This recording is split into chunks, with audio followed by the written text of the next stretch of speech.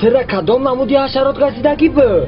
وقتی برای چی کار کردی؟ تو میدونی که من چقدر دست عصبانیم، یک کت گپ نمیزنم، قهری مکتیت تمام دوای من رفتم.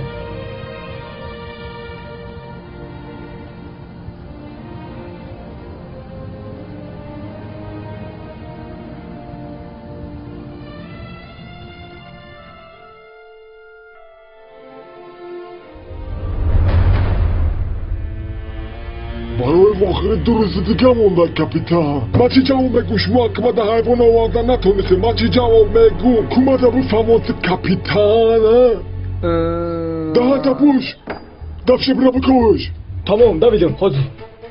خانومی دخترا که ما چکا بکنیم مکن شما گاب زنیم مده بدا پیش دو ما چی مگو مکن چی مگو همه پلو ما مسوزه اگر که ما یافته نتونم چشما میبرویه اینم شما خودشان برامدگیه و شما چند نمودی حیوان داره. اینه بینه همه حواسی مارا را میکنن و میخواهن که هم خالی مار داشته باشن.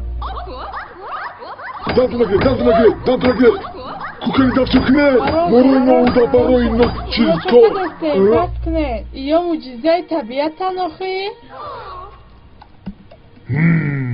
باید ایوما ششلیق میکدم جنابی مختار هم از دورش همیه ایوما دا بودن نکی وقتی پیش خوزی باشه ام میخرم شونه ها باید فکر کنه گیرنده افشه کنه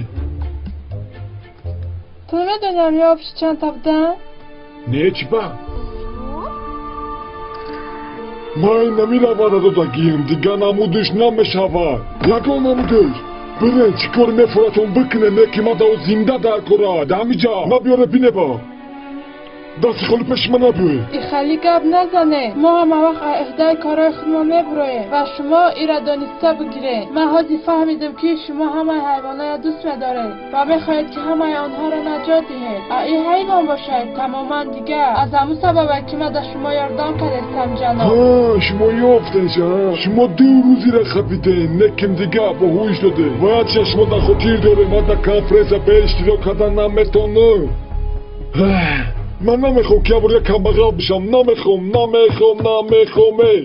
جناب مختار ما از شما خبر ندارم. چی خیلی تو بدا میفهمونی؟ ما خبر اومد که دینا شاید دلوتکه حیوان و 3 تا گودک پریدن. خانومی دختر شما هم آدمی زور هسته و فقط شما دا باوری دارم اگر شما خوش میکنم هم حیوان آمده برگردونه فقط برای شهر ما او را میبیاره ولی که شما وعده بتین که در اینجا او را یگان کس نمیرسه. اوکی؟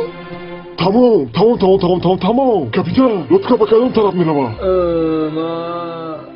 ها همه جای ما 100% مامام خبر گرفتم پاتینکوی پومام سوزای عمری که همه جاش 100% ها بلورم کتی مایو چا ها نقشه کشیدم که شهر تماشا کنه. کولا زور کو مرا چند نیمون که تمام کولا بخرم ما بقا